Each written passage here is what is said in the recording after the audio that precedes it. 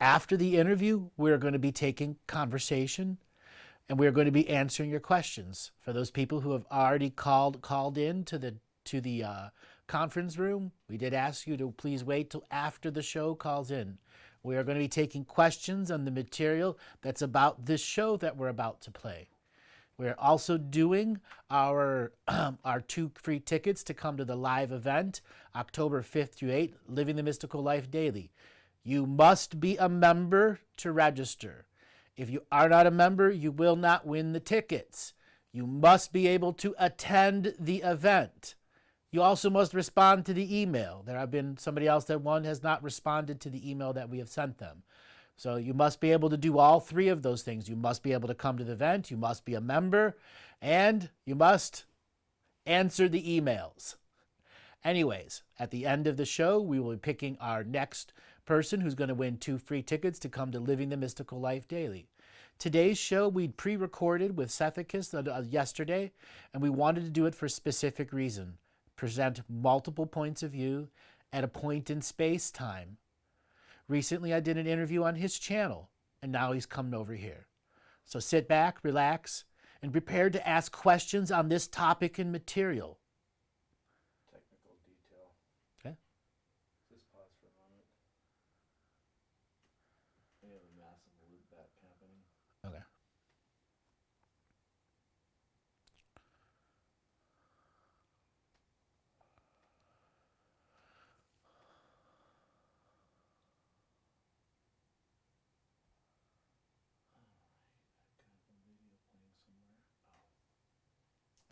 Just stop it. Okay. Alrighty, we had a technical difficulty there for a second. So I had to do the whole thing? Nope. You're good. Alright. So everyone, sit back, relax, as we are evening out the gremlins as we're about to let this next process play. So we will be choosing the 2 free tickets. Who's going to get the 2 free tickets? There'll be a live Q&A at the end. This interview is 1 hour long. So when we come back, we will be answering questions live. All right, sit back and listen. Ready for questions. Can't use my computer to monitor the thing. Okey-dokey. Live for video. Ready for video? Go ahead.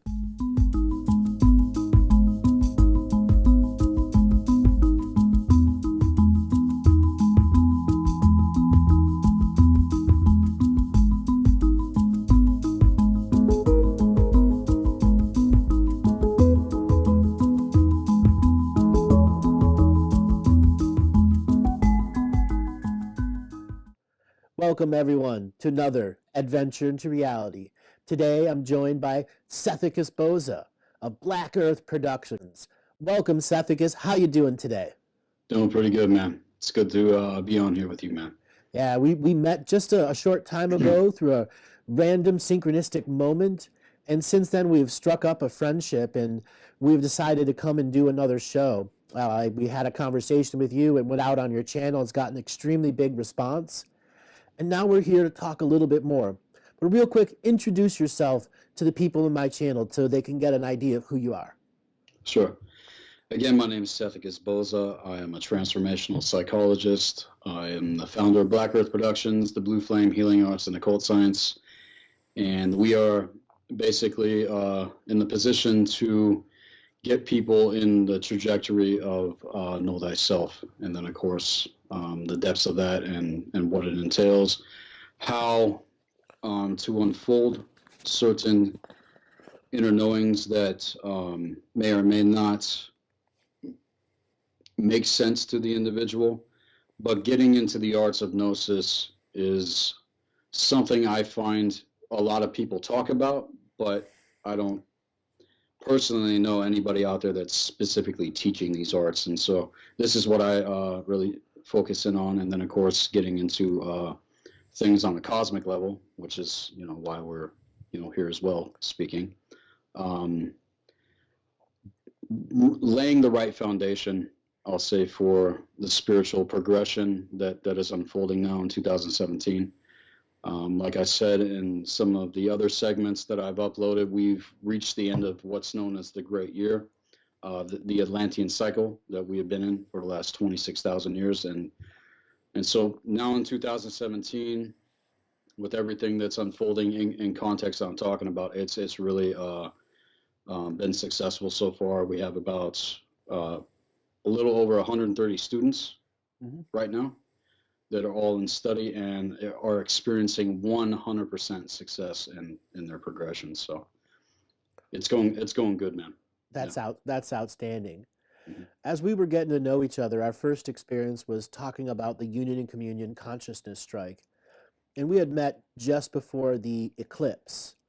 And with that, one conversation turned into something that's really taken off. What comments do you have about the consciousness strike in general and how it's helped you see, helped you express? Well, I 100% agree with it in context, man, because we, touched upon the whole concept of the light dictatorships and what they're doing. And as far as I'm concerned, that's everything to do with what I've spoken about with the crystalline, specifically with the crystalline Syrian B agenda, who are in direct alliance with the draconian factions, other factions as well. And of course, this is getting into grid works. This is getting into genetics. This is getting into consciousness, and also, the outpour of what's manifesting here in this reality field. So, specifically, things to do with the eclipse in context of Rahu. Getting into what Rahu was, I added a few comments in the video that's uploaded that we did, getting into the mythos of what's actually unfolding, and then of course reading between the lines, and then I'll say dispelling the truth of what's actually going on there. I teach that all is within us, all is within. The heavens above are within. The other dimensions are within, and there's really no grid work within our reality field and beyond, I'll say on a multidimensional level, that now is not accessible. So with all the wars and battles that have been taking place, I feel that we have made much progression. We basically struck the neck of the Ouroboros, man, and that's what Rahu and Ketu represent. Joromantra, the world serpent, getting into the Norse mythos. All the allegories and all the mythos combined together to create the Ragnarok, or this expression of what we're seeing. Right. Yeah. Right. So I want to pull back the curtain for a second and let people know about what we decided when we wanted to do the second show. So what I'm going to read is a text between the two of us, and then Seth is going to give an answer. This is just an outstanding expression and definition here. So this is what I wrote to him. In your personal definition of a word, not the book definition or magic book definitions, the answer in your knowingness, what does courage mean and what does confidence mean? And are they one and the same? Compare and contrast the frequencies of light. And I did that in, 17 minutes later, he texts back, courage and confidence are very similar. I would say that they are a choice we make, despite otherwise, and is a show of our true character when we allow it to move through us, just like this. Seth, we are at a moment where courage is absolutely need to be understood versus what self-confidence is. Right. Well, everybody's going to feel fear, right? I would say that fear is not an emotion, but actually is a spiritual force that's evoked upon us. This is what I said in one of the very first videos I ever uploaded on Black Earth Productions. Okay, and you got all the fear programming that kicks out, especially when one comes into, I'll say the path work of the progression that we're talking about here, and are going to be met, I'll say, with all sorts of things that come up via the shadow, which is hijack the ego. I'm a teacher that does not dispense with ego. In fact, if we didn't have ego, we wouldn't be able to have this conversation. Absolutely. It's just a question of whether or not it's being directed by the shadow or the true core essence of who we are. Because in alchemy, ego is the dragon, and we need our dragon to be able to navigate. It's our will. It's the will of mankind, right? So with all the black magic and sorcery, the AI technology, and all the stuff that people know about, and I'll say in your audience, it's going to be very important to take your dragon back, so to speak, and do the real work of healings and cleansing your system and removing any hook that there is, so that when these forces do come, say it's AI, aliens, fucking archons, whatever, you also have to recognize that you are your own worst enemy. That's right. And this is the hook that they use, the shadow, all of the repressed, suppressed things that we hate about ourselves that we don't want to look at. And it's all about facing the mirror. And in response to the question that you sent me, I shared clips with you, the never-ending story. Yeah. Which I think would be very powerful to add. Yeah. To this. And So there's people so can much see, story in the allegory. Exactly. Right. And courage in the face of fear is a choice that you make in spite of fear. In spite of fear. Self-confidence, I would say, becomes stronger with the individual the more you take courage in the face of fear. And so you got a lot of people out there running on these fear programs. Why do people do what they do? Why do they think the way they think? Why do they see things the way they see things? Why do they do what they do? They don't. And when I ask my students, I often ask them, I say, who are you?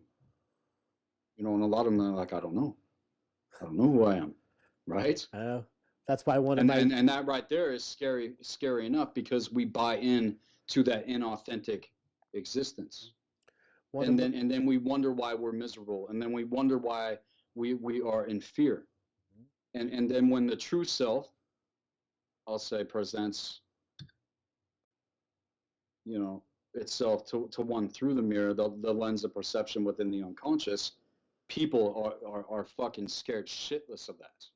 Because of the fact that the ego, the will, it's basically a battle within that's happening with people, and then of course projects itself out into the world, and all the repressed, denied, subconscious self-hatred, self-murder, shit that's going on that is the real issue. It's not the branches and the leaves, it's the root of the issue. Right. That we need to strike. We have to strike the root of the issue in this. And so getting into soul regression and shadow work is a very important part of what we do. And those that have the courage to take that journey will be met with more than I can say in just one conversation. Right. One of my chief teachings is called Telling Your Story by the Fire, because in Know Thyself is to know your story, colored and uncolored. So there are times our ego colors memories so that they are not empowered enough to remember later in the future. The memories are still there, but they will require intense focus, as well as the transformed ego, one which is no longer the survival tool, but the thriving tool. We are retasking these aspects to us. That ego has saved many thousands of lives over many millions of eons. And millions have had great lessons from that innate aspect of will to get out there that is bonded to masculine and a feminine process, which does keep the cycle of energy, the macro and the micro and the macrocosm, awareness, unawareness, greater awareness, lower awareness, worldly awareness, galactic awareness, universal awareness. When we are on the path as a seeker of knowledge, we uncover these aspects or plateaus, and at times we get stuck in what I call enlightenment traps, where an ideology or a mythos has locked them in place. We see this all throughout ufology now, and it's its own cult within a cult Yeah. within a cult within a cult. Right. Yeah, the fucking Raelians, man. Eh, You ever heard of the yeah, Raelians? yeah, Yeah, that's one example yeah. of what you're talking about. And yeah, I remember when I first stumbled upon that, I was like, "Are you kidding me, man?" Uh-huh. Like, it's interdimensional factions that are fucking with humanity, Mhm. are crossing lines and doing shit that they have no business doing. But the reason they get away with it, one, because of willful ignorance and apathy, right?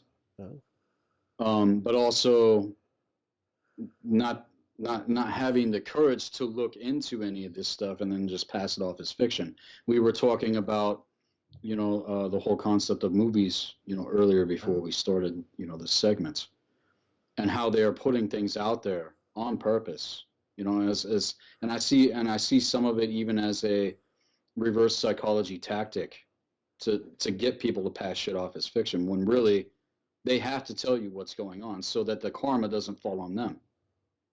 It passes off on to humanity. That's why the Right. Babylonian money magic or Babylonian money curse is in place. So the dealer always wins twice over in this system. This system is indebted servitude without end, repetition and no illumination. It will devour and separate you into multiple timelines. That is its purpose. Okay? It knows that as long as it stays on the surface of Earth or at the apex of the hologram, it's the inner Earth nations that are ultimately our councils, our groups, which are 20,000 plus different species down there who all call themselves Earths. Just like if you're in New York, you're a New Yorker. You don't all have to have the same skin suit to be called Earthings. Many of them have been in this hollow world for millions of years, and we're a part of the surface issues that created the karmas that are being indebted onto the surface people as a ball and chain. Okay? But that ball and chain serves as what I call the galactic ascension machine. You come to Earth to get your PhD in the School of Hard Knocks. But when you come out of the School of Hard Knocks, you come out on the other side, the elder of elder, teacher of teachers, and somebody who understands peace. Right. The peacemaker and the peacekeeper. Right. And I've often said to students, even in other conversations that I've had, that the reality field that we are in is both the lowest and the highest realm at the same time. Everything is present. It's just a matter of awareness. And when one comes into the place of self-actualized initiation and actually goes through the process of becoming an adept student of the occult. And see, that's another issue. People still don't know the occult. They don't know psychology. They don't know thyself. They don't know why they do what they do, like I said, or see things the way that they see things. They are programmed from birth to death, right? Right. And so when it comes to the occult, the number one thing they do not want us to remember is the book of life that we are, right? Oh, you get into the Akashic record, right? And stuff like that. The past, present, and future, also in trajectory with the Norns, who weave the fates of gods and men, who water the tree of Yggdrasil from the well of Urd. The world tree. So past, present, and future all happening simultaneously, right? It's just another way of explaining this, looking, reading between the lines, and then of course we have our modern terminology for these things. So it's all there. It's all within us. It's just a matter of knowing how to access that, like you do, like I've been able to do, other people as well. And then of course it becomes unique to the individual. It's not this mass movement, and we're all in this fucking bullshit, hive mind. We're all unique individuals on an amazing journey. Exactly. Of self-awareness and self-mastery. This is why we incarnated, not to be slaves, That's the matrix. to That's be the lie. That's the Maya. to be Not nature itself, not physicality. Because see, a lot of these people, you know, that are caught up, you know, into the false light teaching. You know, it's like, you know, the false ascension, we're going to 5D and all that. That's a trap, man. That's to get you away from being on the true path that you are meant to be on, because this is where you graduate. Right. That's the enlightenment trap. Right. And there are times that people reach for the stars and they get a good distance and they get a plateau, they feel comfortable, and they don't take time to integrate their healing and their journey before they try to get the next one. And they're constantly repeating the journey as the enlightenment trap, instead of accepting what they've already done as the victory and the rites of passage into it. We just talked about commitment and courage and what the two differences were. Now I want to give another example of one of the things why I believe this is going to be an outstanding show. So this was in response to the question about his answered commitment and courage. And I sent back to him, with that as context, what is the definition and comparison in light contrast for the word guilt and shame? Are those the opposite and antithesis of commitment and gratitude? So he types back 30-something minutes later, people feel guilt when something wrong is done by them. But no matter how it's justified in the mind, and further, no matter how narcissistic or psycho they are in extreme cases, shame then I would say that it sets in when one does not own up to their shit, which then becomes a denied unconscious projection and is all fear-based programming. I would further say that the greatest guilt people feel as humans is when we are living in inauthentic existence, which then again, when is it in shame sets in, and then goes through slowly over to time, devours the individual and potentially everyone around them. The antithesis of your pudding, I would say that it would be potentially bring someone out of this state of mind if it was authentic, because people can fake commitment and gratitude as long as there is something in it for them. Key. When it is authentic, though, being grateful for the opportunity to clear the air in a commitment to their true authentic self, others that are on the same page with no condemnation. Healing is allowed to pour forth. But this is what came to me when I first read, that it's not easy, especially when people are in denial of denial, going into justifications, to tit for tat, which may even seem logical because people do not want the dark deeds to be exposed, the fear that will be condemned to suffer and shame brought themselves by others, exposed. That's what keeps people from being grateful, let alone committed. Again, there are many ways I could answer that specific question. Now, that was such a cool answer that it sets up for so much more topics on the antithesis of commitment and courage, and understanding how we can instantly gratify subjects that are not healing. Right. When one is not on their orlog, which is the authentic path, they're miserable. They don't even know why they're miserable. They don't even know why they incarnated. They don't even know why they're here. They've been cut off from their roots. Right? Right. And there's teaching out there that says, cut a man off from his roots and you have a slave. And see, people in the West, especially here in the States, we've been cut off from our roots. Every race and culture. And then we think, and then this is what the fuck we're fucking left with. Right. And we think this is our culture. It's bullshit. Right. Is what it is. Right. All, set up. I'm not going to get into the details of that. This culture we live in right now is still only 20 years old when the internet began. This culture right now. The internet changed everything for culture. Right. I'm specifically talking about the way things are constructed. Oh, yes, I'm agreeing that. I'm just saying, but this culture, there's a brand new one. There is a black and white line between what was a culture and what is a culture now. Sure. Okay? Right, I totally agree. Things had changed because of the technology of the internet, which I see as neutral. What are we going to do with it? What are we going to do with anything that we have? Power, exactly. The power of using knowingness. Right, and so getting into, I'll say dispelling the mythos. Every race and culture out there is going to have to remember their roots. First on a physical level, because in alchemy, you start with the prima materia, right? You start with the physical. You start with, how you eat, take care of yourself, exercise, all that, mundane shit that we hate doing.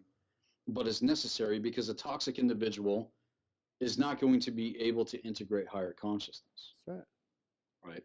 And it's not to say that, individuals, on a certain level can't, you know what I'm saying? But just imagine the expanse, the expansion, the Jupiter energy of this when you get the system mechanics of gnosis running right, not just the system mechanics of gnosis when it comes to the mind, but your body, your system, everything, man, running in trajectory and in alignment with the true core essence of who we are.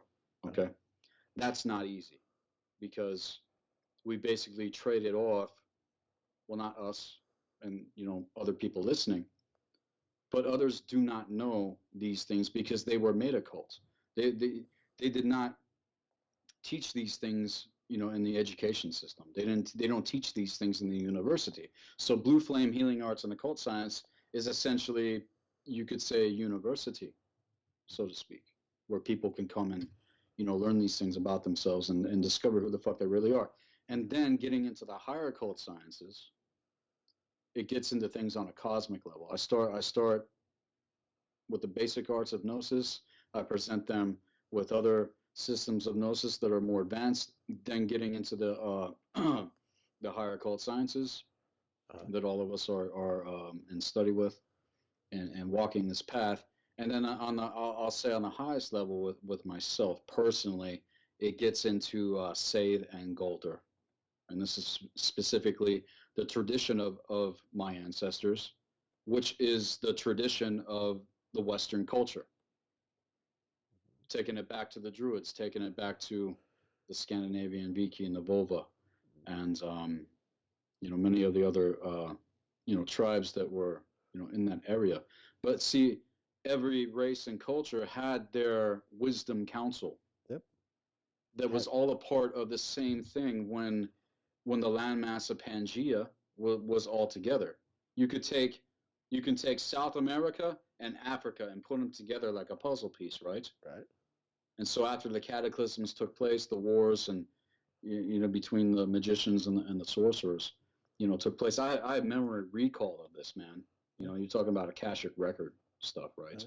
I have memory recall of the wars and the cataclysms that took place, and many of us did not make it through.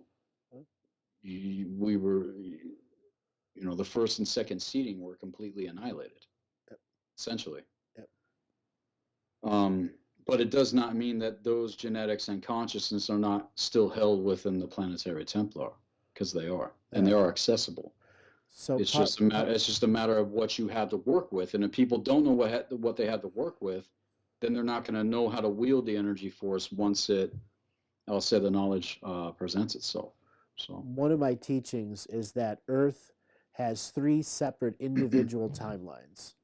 The whole teaching is you have a solar system that is spiraling through a galaxy, that is going around a galactic central sun, that's going around a universal central sun. So there's a universal groove of time, a galactic groove of time, the local sine wave of time, which is that star, and every planet that's in that sine wave is a subcarrier wave of time, single. Earth has 3 separate timelines in its carrier wave that connect to galactic and universal time.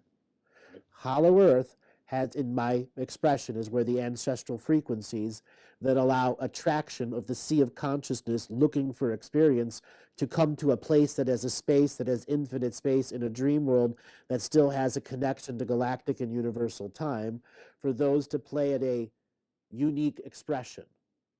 This is a homing beacon that is there.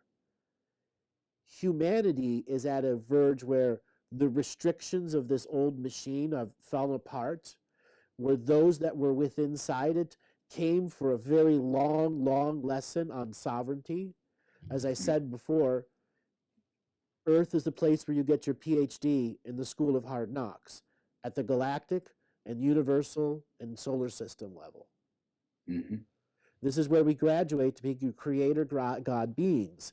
And the previous destructions you were talking about is where when another expression, who I call forced evolution, was creating false information, false gods. Now, what you were talking about, some of the truer things that actually did make it through the long generations of history. Right. Many others were stamped out. Right. 99% of all of the oral traditionalists were destroyed. Mm-hmm. Now, at the same time, though, the goal of everything, I'll say, that is unfolding is coming back on to the original timeline. Because you're talking about three, right? And this is the three spirals that I speak about. I say that there are three spirals. You know, you mentioned the sine wave, right? Yep. I mean, that's definitely one of them. You could say, you know, the Fibonacci sequence, that devouring, you know, snake of the fucking Ouroboros that we snapped the neck of on the eclipse. All right, that timeline, that trajectory that was going to do what it's going to. Look at what the fuck is going on right now. oh yeah, You got the hurricanes going on. Yeah. You got wildfires in the West. You got, you know, threats of war and, you know, proxy wars and just racism, and it's all coming to the surface. Why is that though? Because it was getting ready to do its thing again. But we prevented it. That's why I'm calling these storms and fires time travel scenarios. Rifts are coming through. Energies are being exchanged. And there's the law of diminishing returns. Their technology can no longer alter the weather without them investing much more energy to make an effect. And if they do make an effect, the system rebounds and boomerangs back on them each and every time. Yeah, I don't agree with individuals that are presenting, you know, their perspective on it, that it's HAARP doing it. Right. It's fucking nature herself. That's right. That is getting ready to do what she has sanctioned to do. And if you're not in alignment with it, well, I don't know what to say. Well, because it's time for awareness. You know, Gaia, Mother Nature is real. Right. Awareness. We live on a sentient being that is conscious of itself, not only conscious of itself, but conscious of everything that's going on, as within, as without. We are a reflection of that. Yeah. The earth is a reflection of what's within us, right? I take everything back. Everything I do, I take it back to the first cosmic law, man.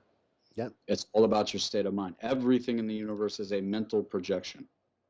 And so if we're, you know, astral infused from root to crown, getting into the 7 chakra system that most people know about, it's literally embedded itself over the original template of consciousness within the true core essence of who we are. And so when people start having these spiritual experiences, the first thing that they're going to come up with, you know, come into experience with, is the lower and the upper astral, and they think that they've met God, or they met the, you know, creator of the fucking universe, when all of this stuff that you even just mentioned was pretty much laced out to keep that domination and control system going. Right. And they use the archetypes of consciousness. They use that's what the gods and goddesses are. They are the archetypes of our consciousness. That are imprinted on us over many thousands of years, that affect our soul incarnation style, because we as infants have to plan lives that have associations that you dream up as the infinite fetus, who then go through the birth canal of the great forgetting, and is once again on the path to the seeking of knowledge, authentic knowledge, in a cultural world that does not allow authenticness. That is where we are right now. It is an absolutely 100% upside down and inside out world. Yeah. Now, we've talked about commitment and courage. Now, one of the most important things you can do to learn on your sacred pilgrimage and journey is stop hoping for outcomes you can't control. Expectation is control in some style. Expectation is its own limitation. And we can live a life that does not have expectations. When we do something, there are people that say everything is an expectation. No, there are things that have results, and that's not an expectation. An action is not an expectation. Expectation is false precognition. Right. It's paranoia. It's not intention, will, and action like you're talking about. Right. That's how things manifest. Not having an idea about something and then you expect it to fucking happen. That is not Exactly. how things manifest. Right. It's not to say that things can't manifest like that, because They do all well, the time. right. And see, check this out. This is one example of this is crazy. I have a cat named Wizard now, right? I set forth the intention within myself. I want a cat. I want a cat. I wanted a Norwegian forest cat. He's not a Norwegian forest cat. But one day, you know, I'm here in my home. Next thing I know, this cat walks through my fucking door, and he's like the chillest, most perfect cat, man. You know what I'm saying? Yeah. I let go of the expectation though, of you know, needing that, or you know, wanting it so much, you know, that you know, it's just a cat, man. But I totally agree with what you're saying, man. It's the false expectation shit. Right. That we not only put upon ourselves, you know, from time to time, but definitely other people, getting into solipsism, Yeah. okay, which is the mindset of most people in this culture, man. It's just all about me, and then everyone, and then they expect everyone just to, you know, cater to them. Right. You know, Expectations leads to instant gratification teachings. right. Now, instant gratification is the other poison fruit everyone is eating. You got to earn it. You got to earn it and relearn it and earn it and relearn it again to make sense, so it becomes part of your daily activity, so it's not lost to the haze of memories. Exactly. And sacred knowledge isn't going to be given to an individual that hasn't gone through the rites of passage. There's no rites of passage anymore in the West. What's our rites of passage? Going to elementary school, middle school, high school, and college, and then you have your career. Yeah. Is that the rite of passage for men and women nowadays? Actually, It's it's a just fucking joke, man. your only real rite of passage is learning to drive a car. That's the Well, really. I honestly think that, because that's where you give away all your power when you get your license to the system. right. Sure, Yeah. but see what I'm talking about. This is about taking things back to Source. our cosmic roots, Yeah. our physical roots, and there are tribes out there still that we probably haven't even discovered. Yeah. Obviously, the inner Earth, you know, beings and stuff like that, which I know are real. Right. You know, and this whole idea of the Earth being flat, you know, the 2D flat Earth analog bullshit. I've seen the curvature of the Earth. Yeah. Look at the shadow of the moon. How do you explain that? They can't. Exactly. It's a mind virus. They can't because they're in denial. And this is what they're doing. You know, playing on these old codes, because that's all they have to play with now. Right. They don't have anything else, man. So they're reaching for anything to keep that domination and control, that chaos, that divide and conquer going. These people are insane to not realize, you know, what's actually going on, because they don't know the occult. They don't know psychology. They don't know proper knowledge. There's a lot of information out there, man. Oh yeah, thousands and thousands of books. Yeah, everywhere. Right. It's and that's all it is. It's just information, but it is not proper knowledge, let alone wisdom. Right. And this is the trajectory that people need to get on: proper knowledge and wisdom. Correct. You know, if you're just surfing the internet all day thinking that you're finding out about stuff, you're lost in the labyrinth. That's going to keep going and going and going and going and going. I call it multidimensional fishing, and that's from blog to blog, looking for the fear flavor of the day. That too, man. The fear flavor of the day, or love and light flavor of the day. And sometimes it's a serving of love and light with a serve of fearing. Right. It's like ice cream. Right. And that's the other thing too, because people do not want to live the authentic existence. They always look for something to project upon, instead of facing the fucking mirror. And every race and culture and faction and being and whatever in the universe is going to have to face it. That's right. Everybody's going to be brought back to this. This isn't my teaching. This isn't my truth. This is This is Ancient. eternal, man, and cannot be refuted, because when you see the cosmic laws in effect, I have been saying the same thing since the first day shit, I've come man. out. All of this stuff anyone has learned, it's been told and retold. It still comes down to sacred discipline and understanding recreational learning versus sacred learning. Right. Your discipline has two values to it. You actually doing the action and the discipline of enforcing yourself to do it when you don't want to do it. And to do it with fun behind it. Because if you're not doing it with a form of fun or joy behind it, you're doing it wrong. Right. Yep. Right. And that's where balance comes in, because these are extreme topics That's right. that we get into. It's scary for a lot of fucking people, but again, that goes back to having courage. Correct. And commitment to your courage. The long-term game. Right. We can no longer think gratified moment to instant gratified moment. Mm-hmm. Yeah, we have to see it through all the way. We have to see it all the way through. Right. You come through hell. Yeah. Right? Out on the other end of, whatever we choose to create. Correct. We are creating it all. With that understood, we have to become manifestors. What I was saying before is you have to know what you don't want to create with. Well, the law of focus, what you focus upon appears in your life. Now, the signature frequency match concept, It's true. when you understand your emanation versus emulation, you will know why negative things are in your frequency, because you're really not experiencing and fully present in doing it. You're allowing your programs to run you. Mm-hmm. And programs can be shame, blame, guilt, OCD, depression, regression, obsession, or you just have a thing about comic books that drives you crazy, or your thing is makeup, or whatever else it is. Okay? Right. The quirk of whatever eclectic thing has manifested in your DNA lineage. Right, and people can also get obsessed with information. Yes. Weaponized information like that. Weaponized information. Okay. That's massive online.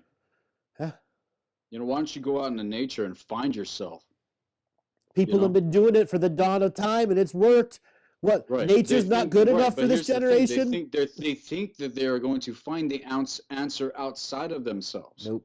If something does not, okay, so this is how truth works for me. I'll say for me. I don't know how it works for any of you out there, but this is how it works for me. I go within. I listen. I shut the fuck up. I slow my mind down. Okay, that's another issue. All this, mind chatter going on. This is how they fuck the radar, because thought and emotion is nothing but a radar. Okay.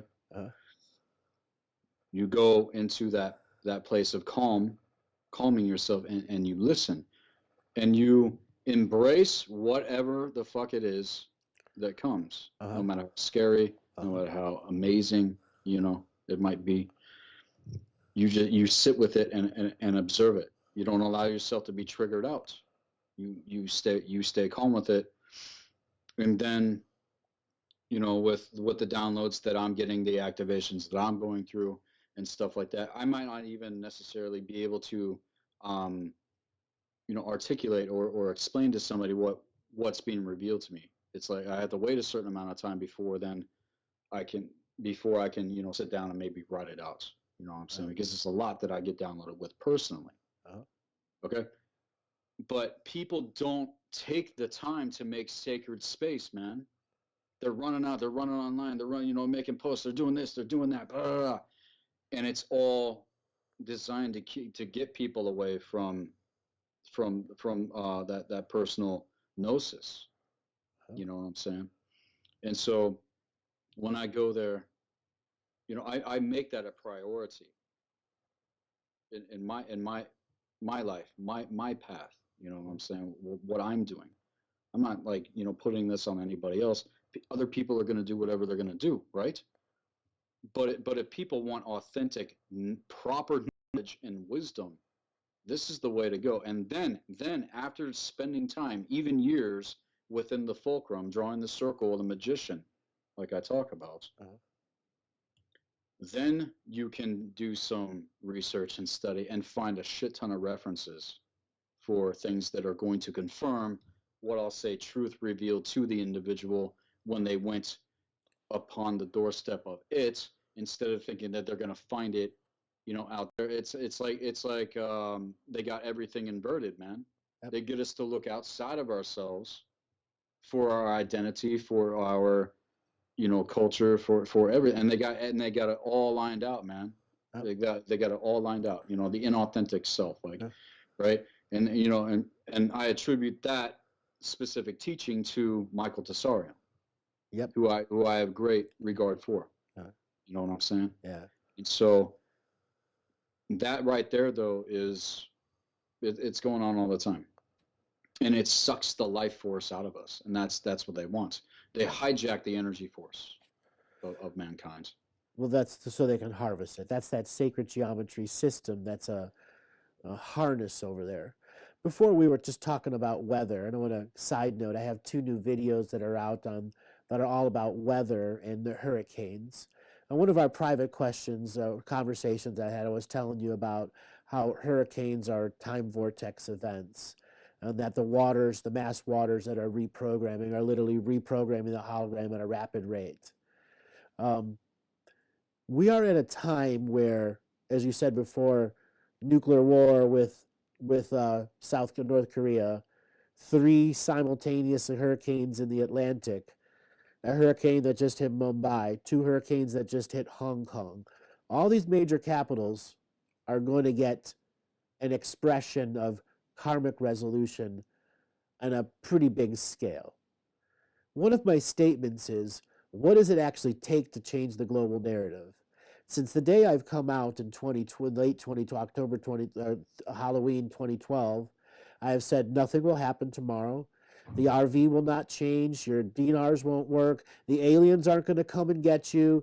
Nothing will change in this global narrative until you make it happen. Until you see people out in the same scale and size of the 1960s and 70s operating and marching in a whole new multidimensional way, there is no change coming. 0. Invest in yourself in these moments of no change, so change becomes a potential at the bigger scale. They have prepared to have anti-marchers already out there. You see this in the race war that's being done. Those are paid provocateurs, which the news doesn't tell you about, because everything is state news right now. Everything. We are at a time where I call this the 3 Stooges, when all will become the divine comedy. These 3 storms that are coming are going to test the levels of divine comedy. In the Hurricane Harvey that just went by, one of the pictures that I saw, which I thought was outstanding, because this is at the peak of them trying to agent provocateur a race war, was a white woman in her flooded house with pictures and everything in her, and a black man on a jet ski, and her in her sunglasses getting floated out of her house in a jet ski. That was people coming together. It didn't matter race, creed, color, kind, religion. Everyone helped everyone. It was when those water raised. Okay, the lizard that hit Lizard Central. Okay, plenty of sacred geometry systems are underwater, and thousands of ghosts have been released from that. Thousands of graves have finally been sanctified with the precious new waters. Right. We're about to get a whole new layer of precious new waters, where the system itself will not have a significant portion of its entangling ghost system with a thriving market that it's inside it. It's like they're going in and kicking out all the bums. They're forcing them all to transfer over. That doesn't mean new ones won't come, but at least the ones in those cities will get cleared out. Right, but this is where we have to catch it. Yes. This is the opportunity, man. Right. Because nature is with us. And there's many different ways to see this, man. And of course, what we're saying is going to trigger people the fuck out. You know what? And I hope it does. Yes. Because this, again, people do not know the occult. They do not know the reality field. They do not know the history. They do not. Right. Because if they did, they wouldn't be doing what they're doing. Right. It's pretty, that's pretty logical. Once you actually become self-actualized, I'll say, with the spark of your true soul code genetics. Right. It will take you into everything that we are talking about. Right. And I resisted it for years, and I suffered because of it. Right. So each of us on our own journey in our own way needs our own expression. Now, as teachers, one of the things we can say about these hurricanes is they do have an individual relation to. There are atoms of water that were in your body or in your light body at some point in time in history. So you are actually entangled in it because you're a part of the field of this earth, meaning you have a direct mental portal to put everything that's wrong with this world in your mind as a part of that maelstrom of resolution. Instructing the wind spirits to say, I demand resolution with the sacred geometry system. This is where the consciousness strike and other aspects like it can be used as testimony to testify to the wisdoms of zealots that is trying to run a reality and not accept us as a collective. For that storm itself is the battle of the collective and the uncollective. It is the greatest global alchemy we as individual cells of one can do for a race that is dumbed down. Mm-hmm. Right. Okay. Yeah. People use can't the look portal at, there. People can't look at disaster and everything that always happens as something bad. This is getting into the death card in the tarot. This is getting into the 13. This is getting into Scorpio. I'm a Scorpio. I understand the whole process of death and rebirth beyond what I can even necessarily put into words. Right. Okay. And not every disaster, everything that's going on is the dark forces doing it. Right. Because our weapons of warfare, I will say, are far, far more powerful. We just need to fucking remember. Yep. Because we came in to make the playing field even, like I said. You know what I'm saying? And it is going to the next level with these networks. It is going to the next level with everything. And that's been one of my main goals on Black Earth Productions, is to, not only expand the network output that I am doing, but be in communication with people that are for real about coming together and getting organized and getting on the same page and creating that round table again. Right. You know what I'm saying?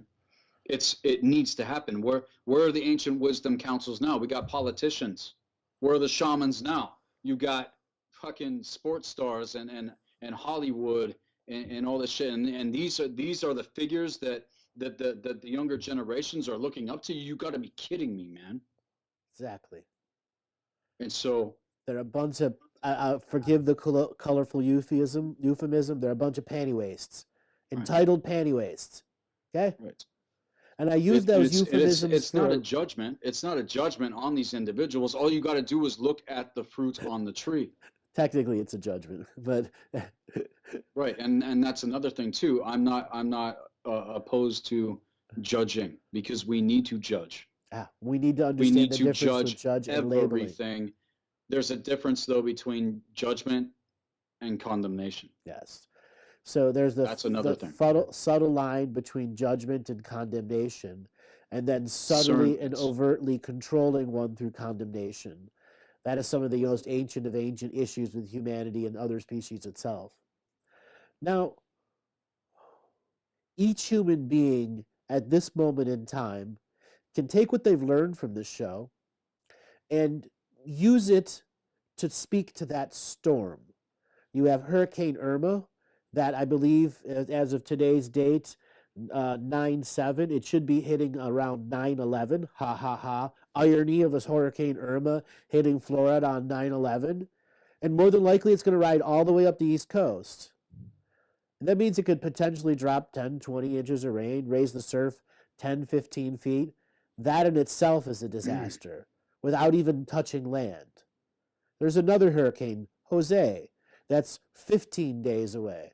Another hurricane, Katrina, that's going south over Mexico now and going out into the Pacific.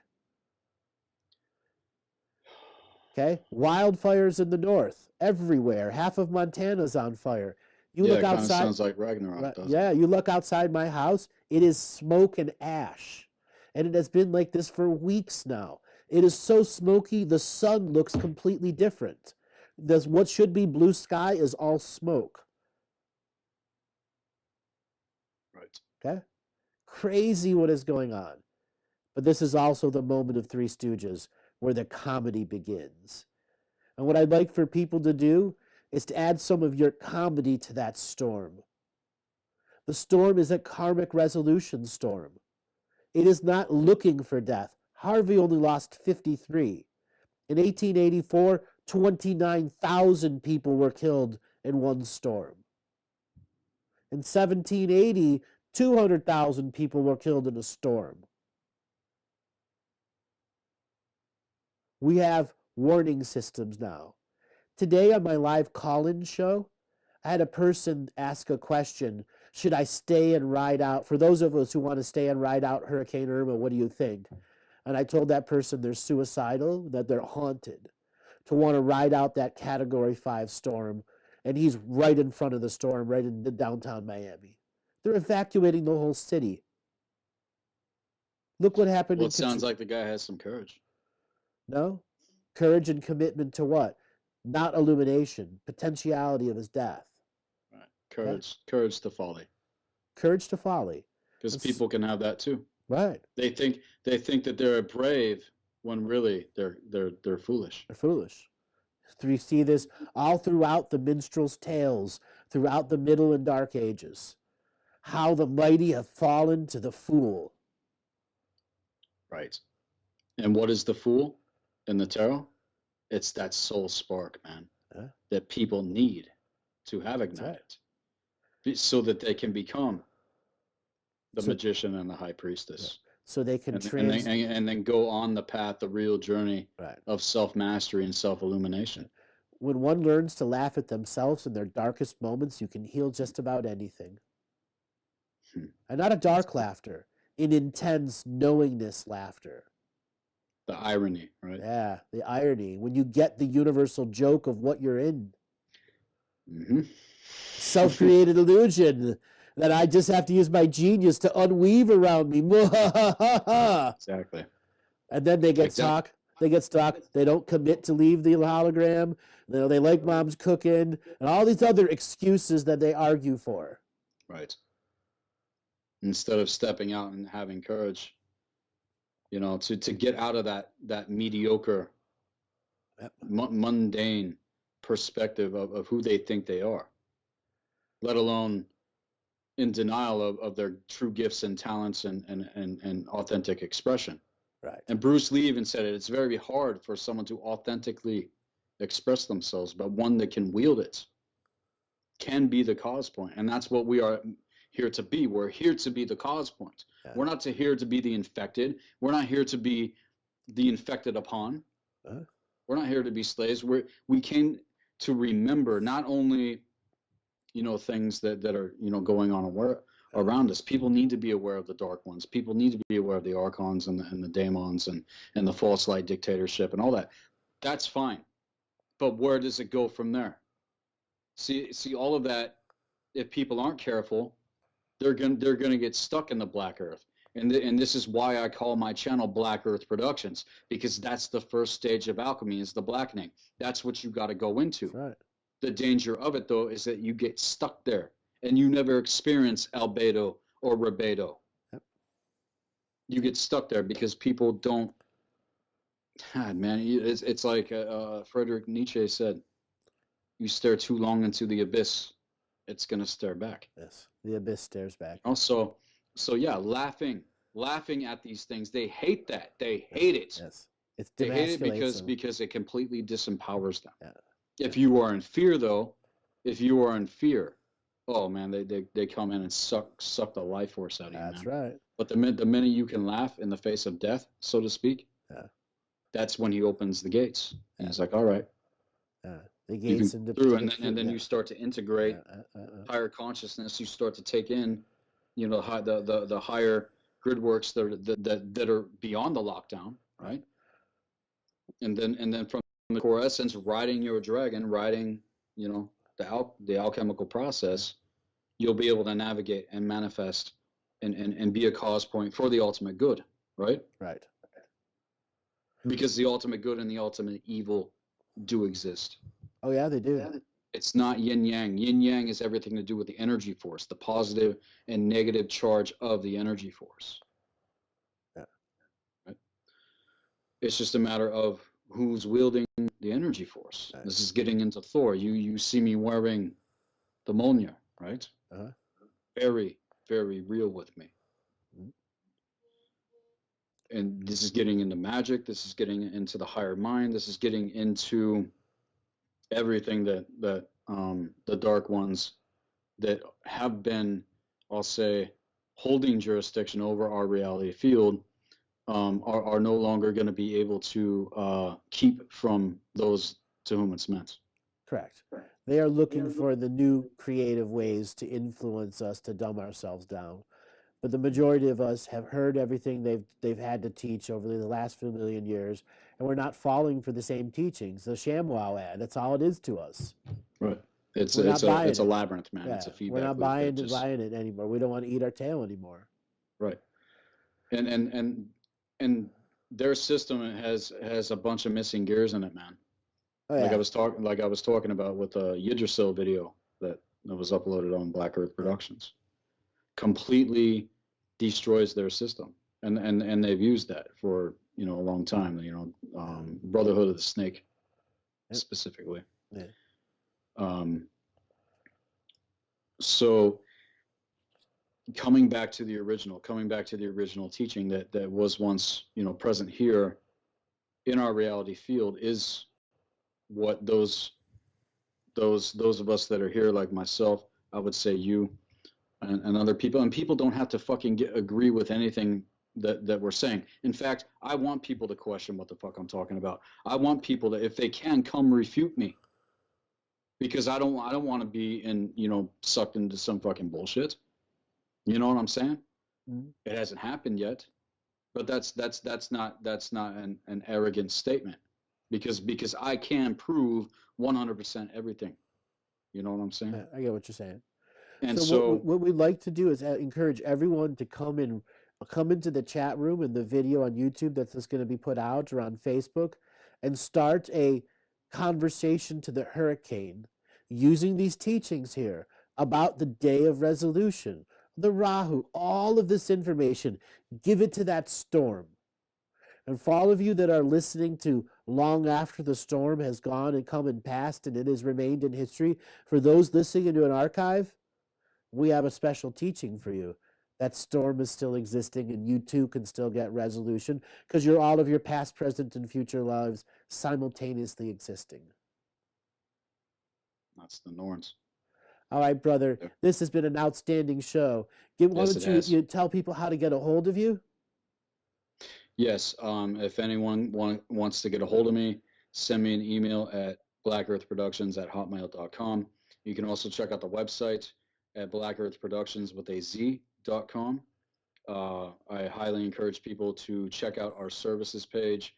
Again, this is everything in reference to the Blue Flame Healing Arts and Occult Science, the school that I've been very fortunate to be able to create for those that are ready to be initiated, not only into the arts of gnosis, but into the higher occult sciences, and then potentially getting into the cosmic lineage and cosmic consciousness, and it's everything. It's literally everything from ground level up, as within as without, man. So yeah, it's Black Earth Productions at hotmail.com.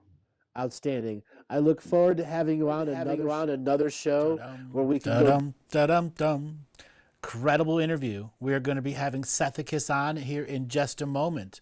So everyone take a breath, come back and relax, and we're going to be having Sethicus on air answering questions. We do have a call-in feature for those of you that are part of the email list. You get the call-in number.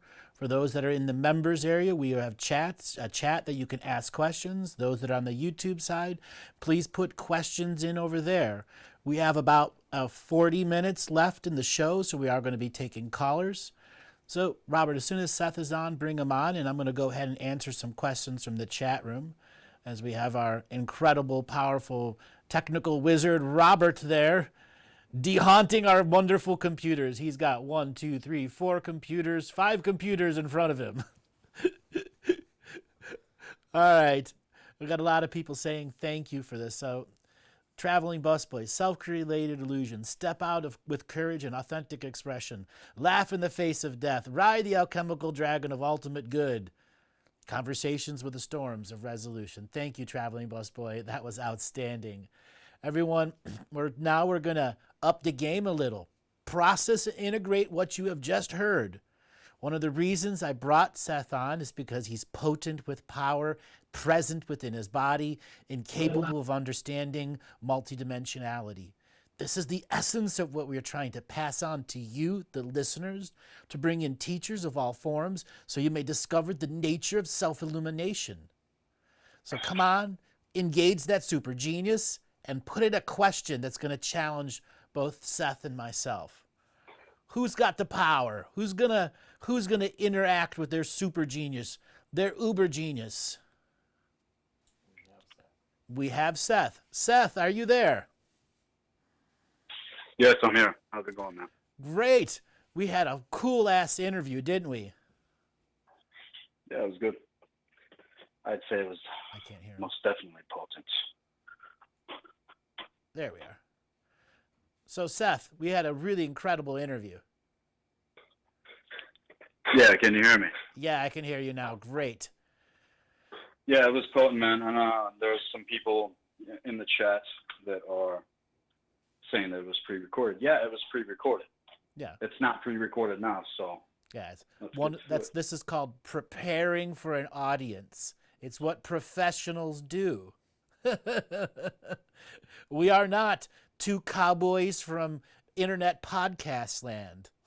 We are professionals at what we do, and professionals prepare presentations like you just saw.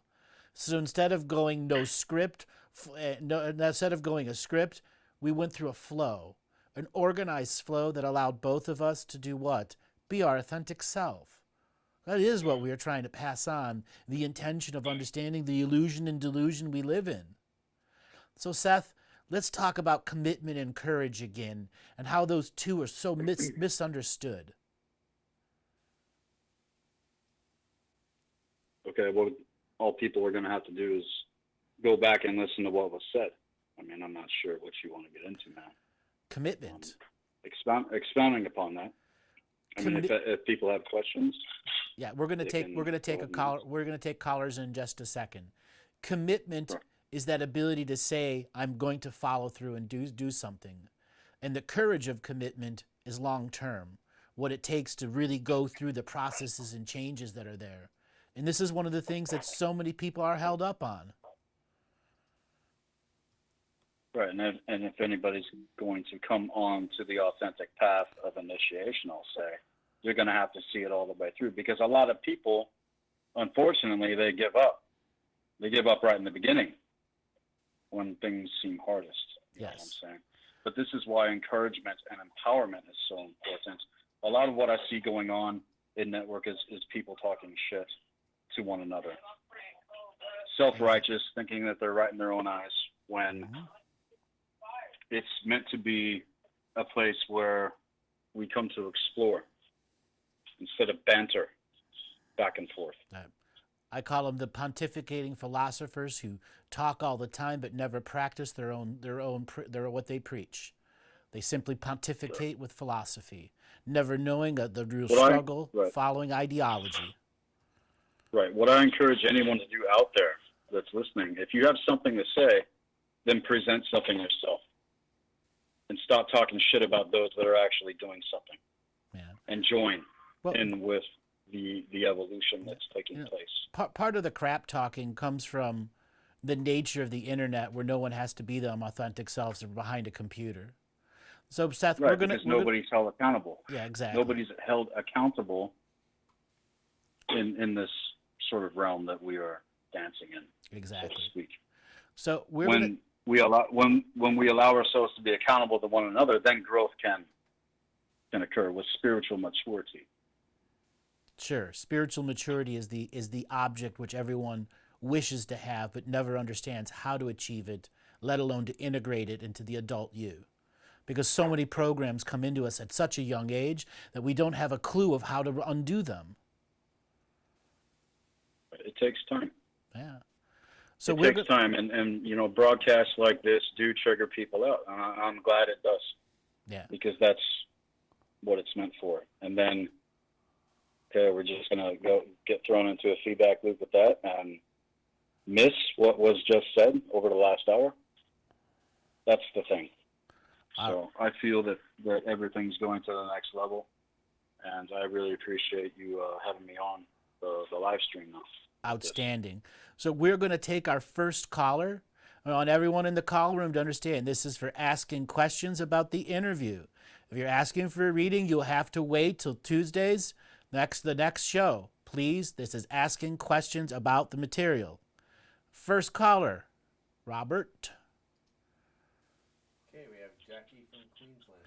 Jackie from Queensland, Australia. Are you there? Hi, Andrew. Can you hear me okay? Yes, Jackie. How you doing today?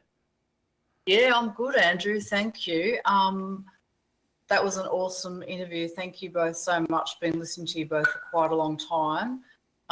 You may recall, Andrew, Santo and I have spoken to you quite a few times over the years. I do remember.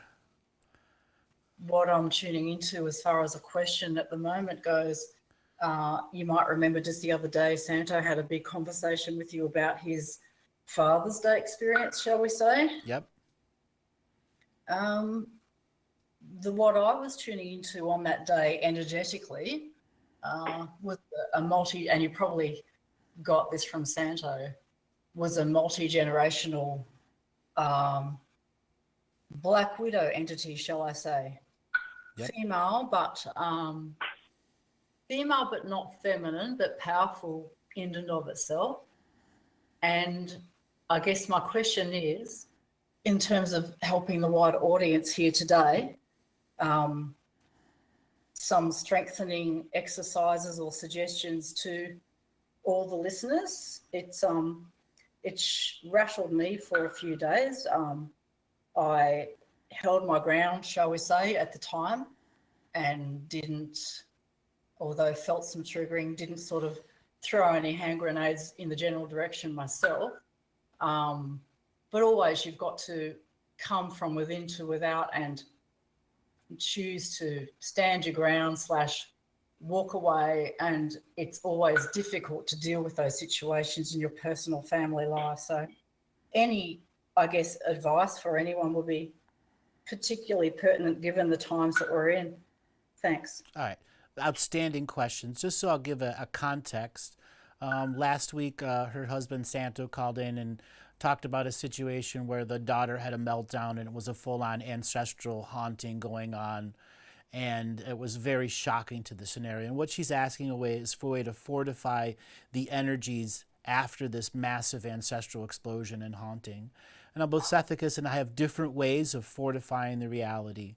Because the reality, in my perception, is a tear that is creating tears of emotion and not compassion for the ancestral explosion there needs to be a form of ancestral clearing of the negative webs.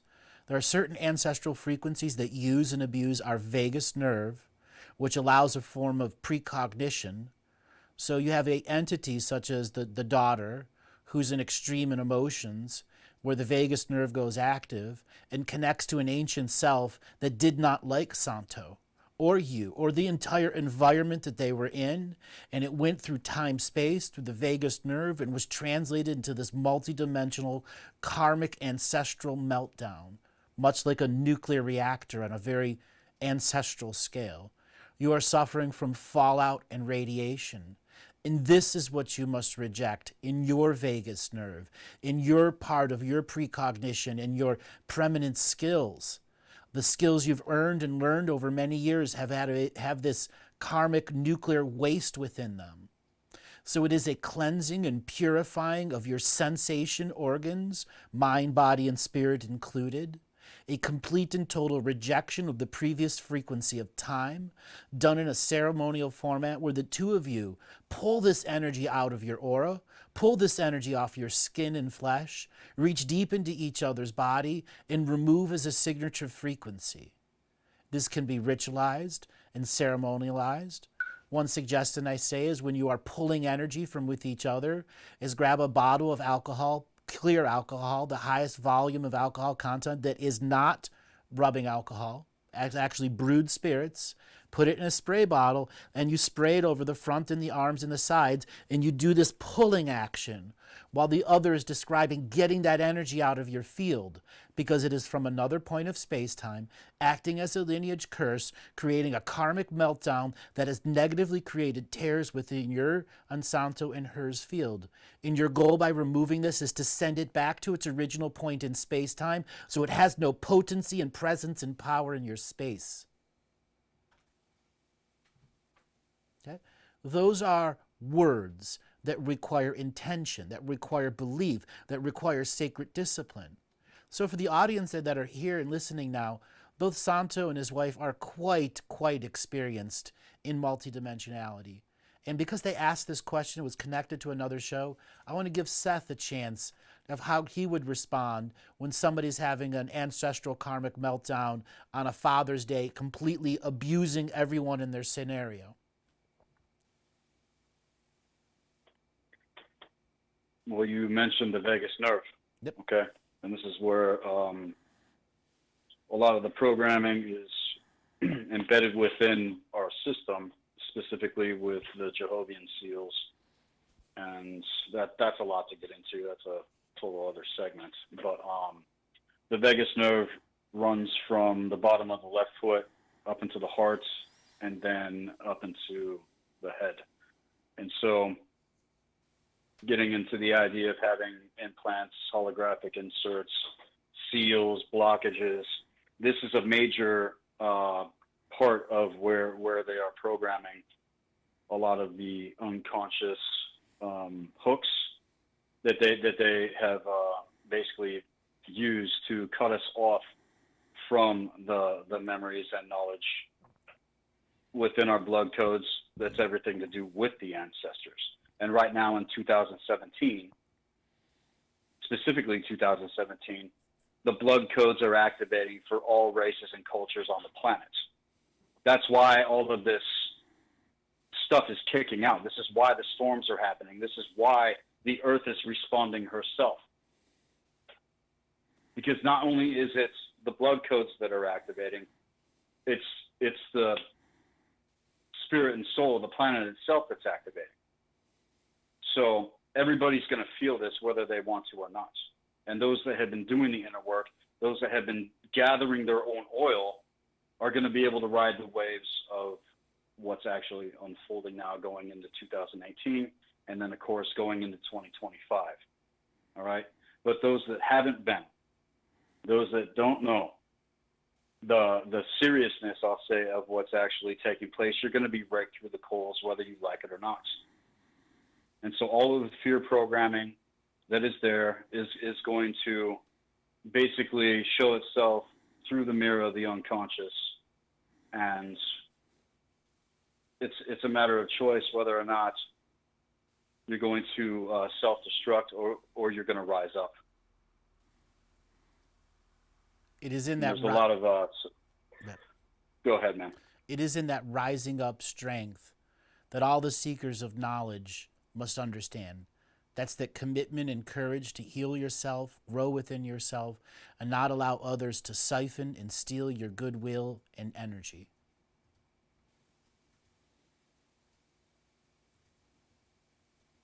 Absolutely.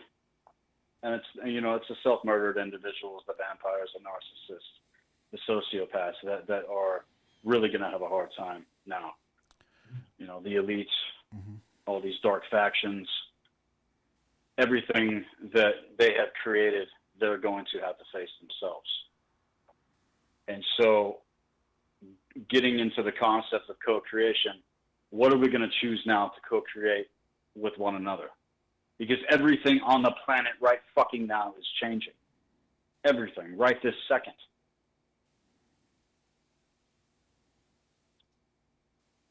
everything but our global narrative, which is just a set of belief systems in place that stop us from believing something greater can happen, because an individual can say no to an entire system at a global level and say, I will not exchange energy with you. I will not spiritually entangle with you until you deep pollute yourself. Individuals are what change the world.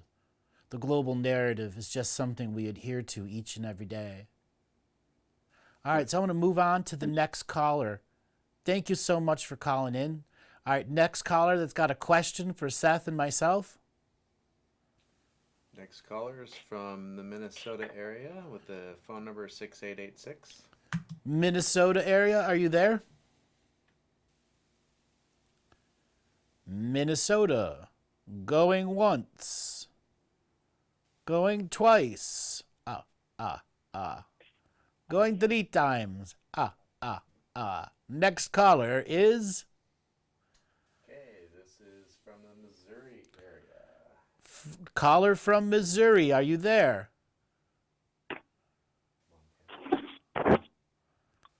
We're here. Hello, what is your name? Steve? Hi, Steve. How you doing today?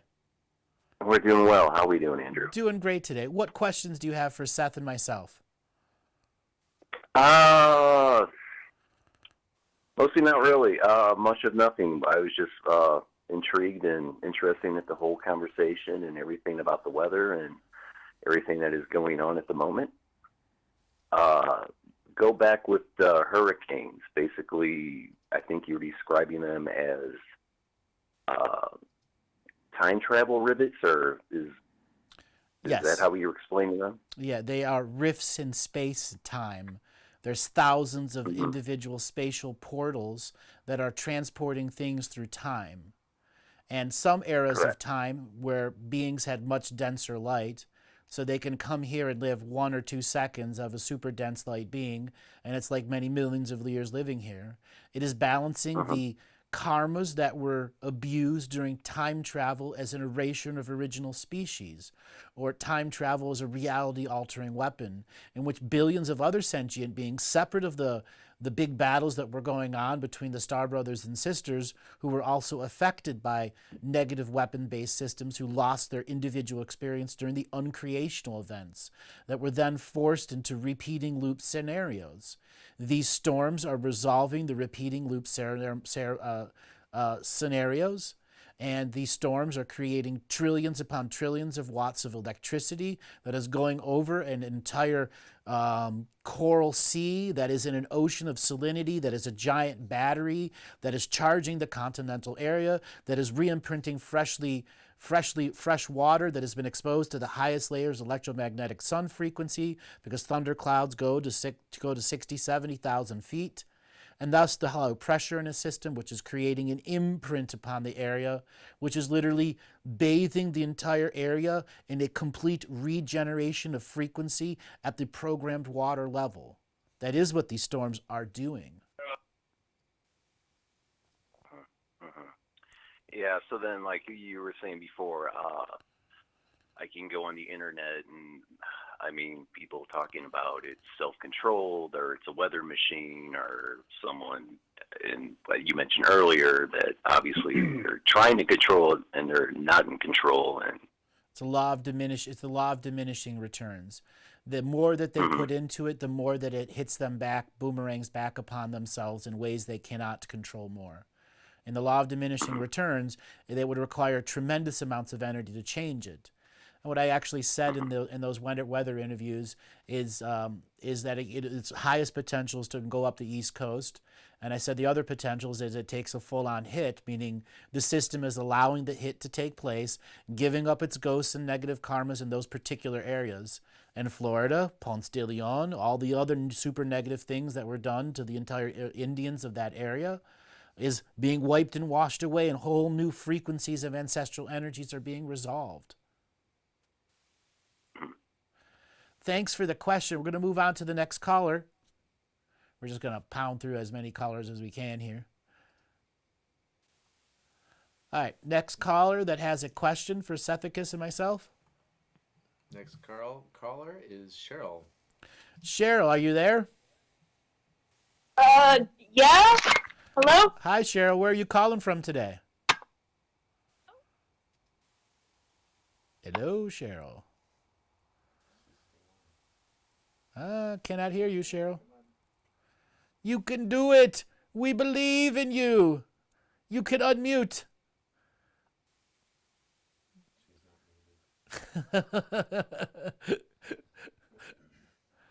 All right, let's move on to the next caller. Next caller will be from La Jolla area. La Jolla area, are you there? Yes? How you doing today? What's your name? Yvonne? Hi, Yvonne. What questions do you have to me and Sethicus? I have a question regarding, it's very difficult to have a conversation with unenlightened people, and especially family. I get beat up all the time. If I just say one thing, they sort of pounce on me. Mm-hmm. And then I go home feeling like garbage. Pussy. Well, that was weird.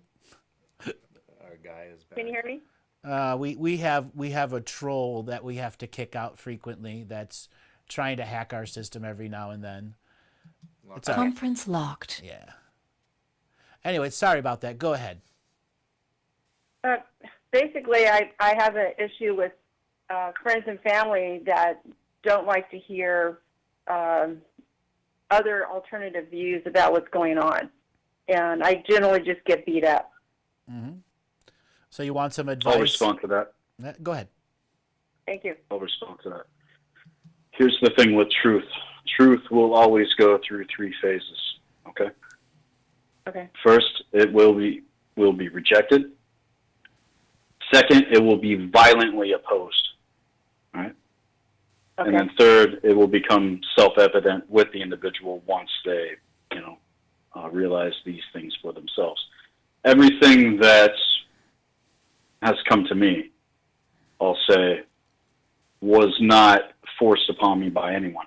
This came from within myself. And the same thing happens with all of us. We get excited. We're like, oh my God, the veils are being peeled back.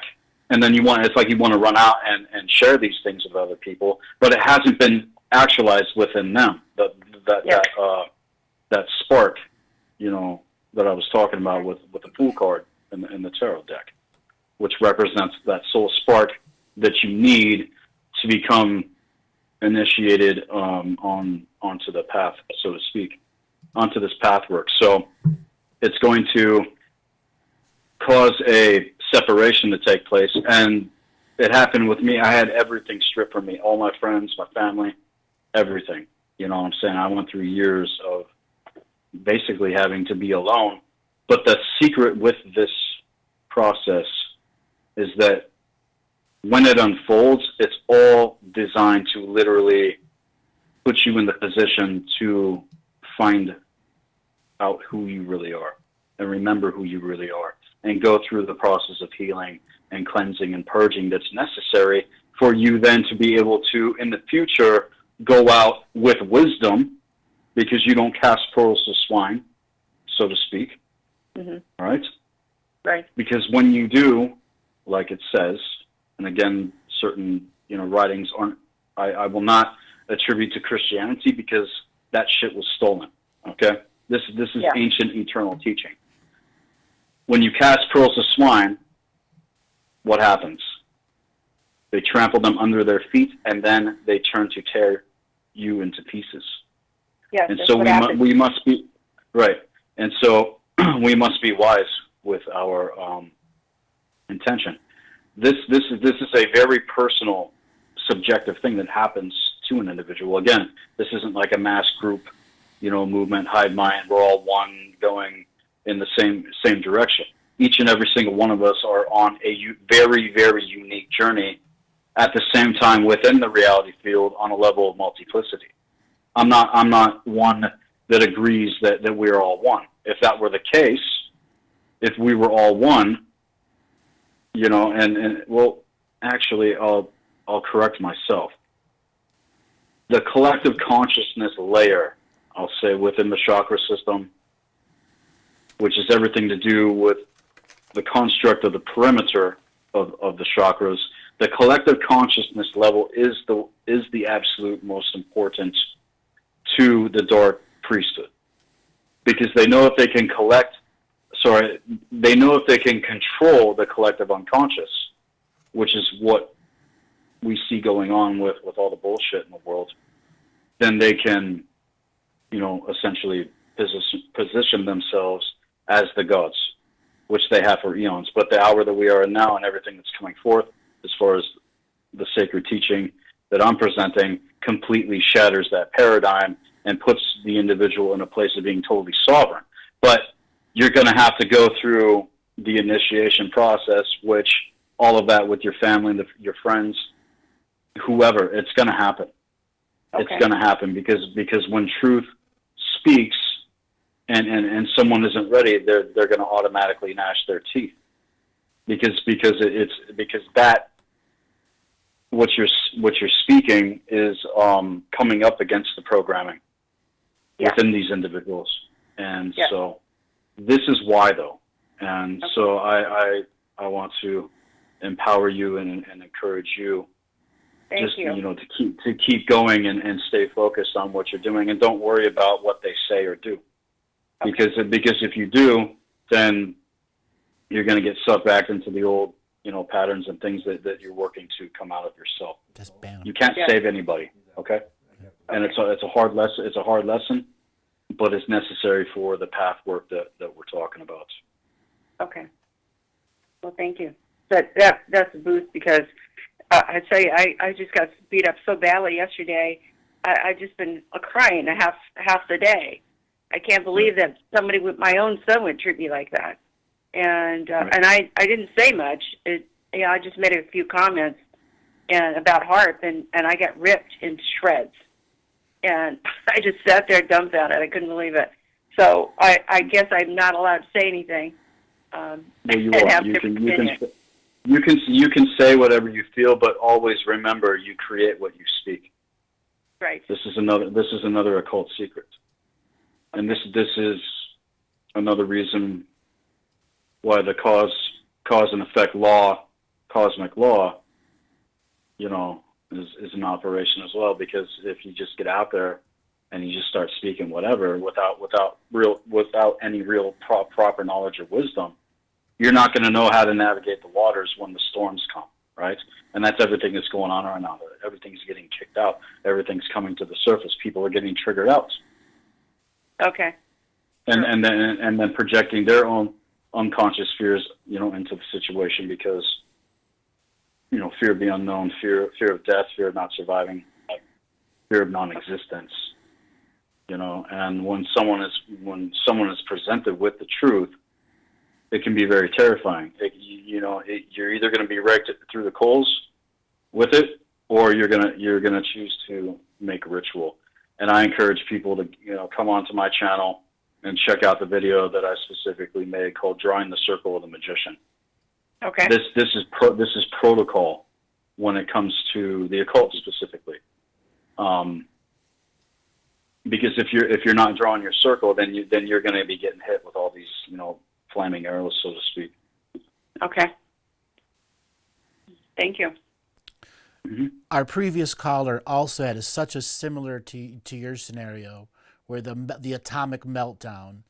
And I think in your scenario, no matter what truth you try to provide, it is not respected. And part of what Seth is saying in the occults is you got to put up your powers. You got to own your energy and know who not to waste time on. Okay? It is a bit of knowingness when to try and when not to. We are not our brother's keepers, and if they don't want to hear truth, then let that be their truth and move on. And yes, it's hard to live in an environment where they demand a conformity that doesn't allow anything else in, but you can create anything outside of that reality, beyond them. And there are soul family members and brothers and sisters out there waiting for you to own your power with enough energy to say, I'm no longer investing in those people who don't give a rat's ass about anything else in this world, who choose to be dumbed down and asleep. the albatross around our our species' necks. So it's stopping the wholeness of growth. Yes. Thank you so much for calling in. We're going to move on to our next Thank caller. you. You're welcome. Thank you. Next caller is from Norfolk, Virginia area. Norfolk, Virginia. Are you there? Yes. Hi, what is your name? Valerie. Hi, Valerie. What questions do you have for Seth and I today? Hi. Yeah. Speaking about the storms, and when I think it was Seth that said these aren't man-made heart storms. This is really Mother Earth, Gaia, coming into her spirit. And is that? Did I hear that right? Yeah, both of us essentially are saying Yes. the same thing. Go ahead, Seth. Give your point of view, and Okay. we're gonna go and riff on Yeah. this one. Yeah, I did say that, and it is nature herself. Okay. And when What? go ahead. Sorry. No, you can go ahead. It's fine. Well, it is I'm nature trying- herself, Okay. not just the storms that are going on, but everything else. as well. Yeah, everything. All of that, all of a sudden, is just hitting the planet. Is that designed to shake those that are unawake and aware up, or is it true that nothing is going? I don't know if I misunderstood you, Andrew. Is when you say nothing is going to change, like on the I don't even know what September 23rd is all about, but the September 23rd or the money systems or any of the systems. If that's the case, if nothing's going to change, and what is the point of all of us waking up in the first place or taking our power back? It's so that things can change, so that you can take action to do that. Me and Andrew are only, two individuals. No, I You're know, one I know. individual. There's another individual out there, other people that are listening. What are we going to do? What are you going Right. to choose? You know what I'm saying? And going back to what was spoken about before, there are certain things that we cannot control. You cannot control other people. No. You cannot become the force, evolution type of individual that goes out there and evangelizes, and then, you're going to burn everybody at the stake if they don't believe in what you believe in. Yeah, no. Okay. This all comes back to a personal gnosis. This all comes back to a personal practice. And then, of course, tapping into the gifts, skills, talents, and abilities that you have to create something that is going to make the reality, that's going to make the reality field a better place. And just imagine now if everybody did that, instead of, running around, in fear. Oh God, we're all going to die. No, this is our opportunity to catch and ride the waves of the storm instead of being pulled into an undertow, into the same feedback loops that we've been in for the last 26,000 fucking years. Exactly. It's done. It's over. It's just a matter of whether or not we're going to catch it. And then, of course, what is our intention? And healing and cleansing and purging is the most important aspect to this, because if you don't go through that process, you're not going to actually know what's there within your courts of access. Because who you think you are isn't really who you are. It's what you've been conditioned to believe you are, but deep down inside there's something more. What is that voice? What is that scream within the blood that we are all hearing? Every tribe, race, and culture on the planet, not just the tribes, race, and cultures on the planet, but everything on a multidimensional level and cosmic level. Every race and faction out there is hearing what we are talking about right now. So it's a matter of choice. What are we going to choose? And I agree. You're not always in control of the storms that come in life, but it is a question of whether or not your foundation is truth or a lie. If it's a lie, you're going to crumble. If your foundation is truth, then you'll be able to stand the storm, any storm, even these hurricanes that are going on right now. So it is a great alchemical display, like Andrew was saying in the segment, with the Earth herself. who is going through an alchemical change right now. And it's a reflection of what's within us. So all this crazy stuff's going to come to the surface. It has to. But it doesn't have to become another feedback loop where we choose to be, pulled into the undertow again. Like I said, go ahead. Will they be removed, or they, when I say they, those that are in control of the money, ever? I mean, is that's all up to us individually, like you're saying, that's what you're speaking of? I don't know, and I can only speak for myself. Yeah. I can't speak for Andrew or you or anybody. I know how I live, and what I choose is not to be a slave, and I'm not. What I can add to that topic is money, domination, control, government, politics, all the system of distraction will be made irrelevant to our greater changes. We will make them irrelevant, for they are finite creations and we are infinite. They cannot stand the passage of time and be proven infinite. They are finite and will crumble to dust and be forgotten to the eras of light, like billions of other hierarchical species who thought they were the only one. Right, but one must also remember that all of these systems that they have built are designed to collapse in on themselves. That's right. Okay, and because trust me, they got their counterfeit lined up for everything. Mm-hmm. And this is about, being 20 steps ahead of the game. This isn't checkers. This is chess. This is cosmic chess. And so they give you a little bit of what you think you want, make you do all the hard work, and then triangulate in on your position, and then you're done. It's going to take wisdom and proper knowledge with everything, because transfers of power are taking place with the factions that I have talked about.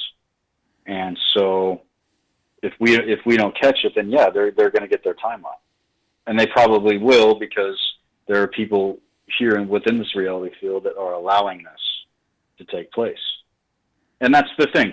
They're gonna have to eat their cake that they make. There's talk out there about removal of the chakra system. And I have to address this because it's, for one, it's complete bullshit. Two, it's a part of the crystalline Syrian B agenda to basically seal in the infection and then key you into their crystalline AI technology. And when one goes through the process of this, they don't realize it's actually happening. All they're concerned about is the bliss and the feeling of not having to deal with anything that's really going on. They just want to skip all that. They want to skip the initiation. They want to skip actually having to do the work. And it's work. It's not going to be handed to you on a silver platter. You will be tested thoroughly by the higher force itself. But that's because that's what we're here to do. This is why we incarnated. It's the school of hard knocks, right? Yeah. Right, Andrew? That's right. You get your PhD. Right. This is where everyone has incarnated to graduate. Okay, and some of us are already graduates here, assisting the process for those that are ready. Yeah, we're working on our double PhD. Okay. Yeah, and I'm so thankful for both of you. I did think that was crazy when I first heard that they wanted to remove their chakras. I couldn't understand the logic. I stopped listening to that. That was a few years ago. I guess I heard that. But goodness, what was I just going to say about energy? To not give them energy, but to be here. And I know it's a fine line, and I know it's individual too, but do you have any tips on how to be here but not of here? Like when you said you're not a slave anymore, and Andrew has all those wonderful contract resolution things on his website, and I'm trying to get through them. It's taking me time. it seems like it's such a convoluted process for us to find our way out, but they are just all over the place. And it's just, you constantly are in this battle, you know? And I guess it just gets exhausting. I don't want to give up. I'm not going to ever give up. I'd die first, but fighting through it is, it's like fighting through in the mud, you know? Always. Right. First I don't know part, if you have any tips on... First part is choose no sides. For as soon as you have chosen a side that isn't you and you alone as the authentic, you've already lost. This is the world of charge and polarity and compartmentalization. We are taking charge away, polarity away, and taking the compartments away and showing we are all our own unique signature frequency that has our own individual connect to our source prime creator. And that is the acknowledgement of the greater transcending, transmutating, alchemical being of the now.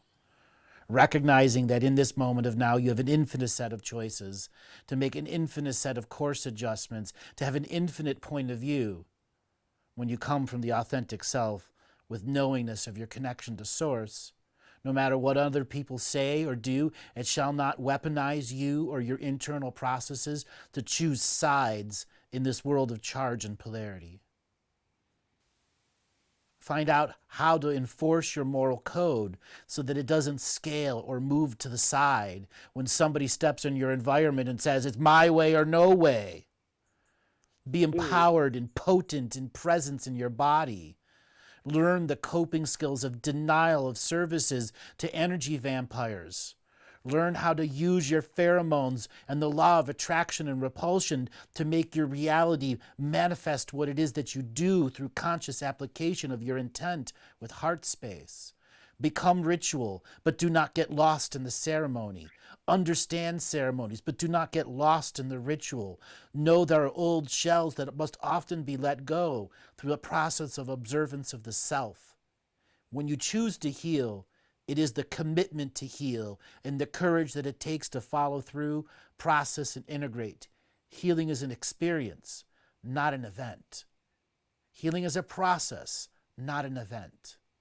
And when we take those deeper terminologies in and we apply it, we get to learn why the occult has been from us for so many centuries. For if we had known it, we would not be in this upside down and inside out world.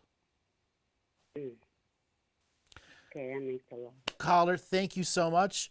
We're going to take one more caller, and then we're going to have to end the show. All right, last caller of the night.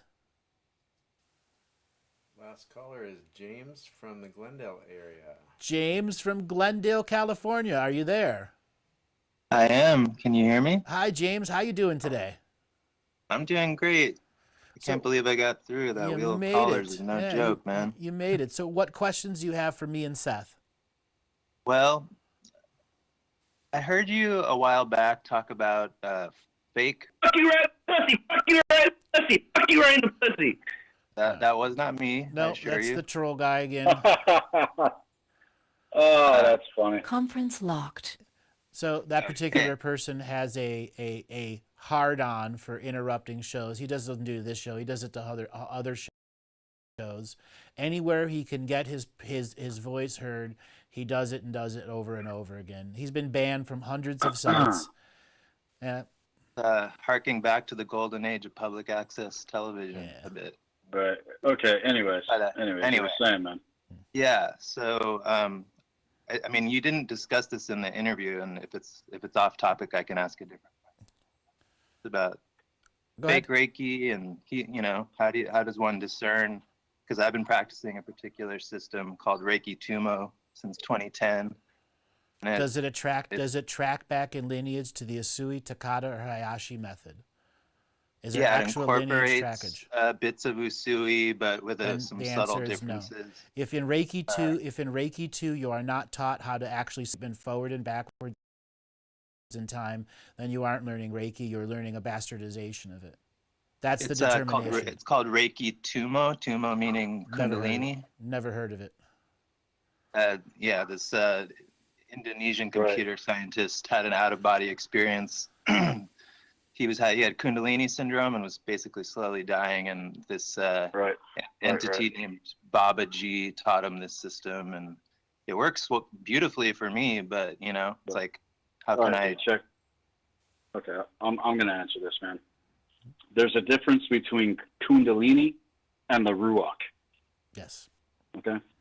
Kundalini goes up your spine, man. It's a very potent sexual energy, right? And this is system. You get a Kundalini awakening, Right. Just hear me out. Hear me out real quick, man. Okay, sorry.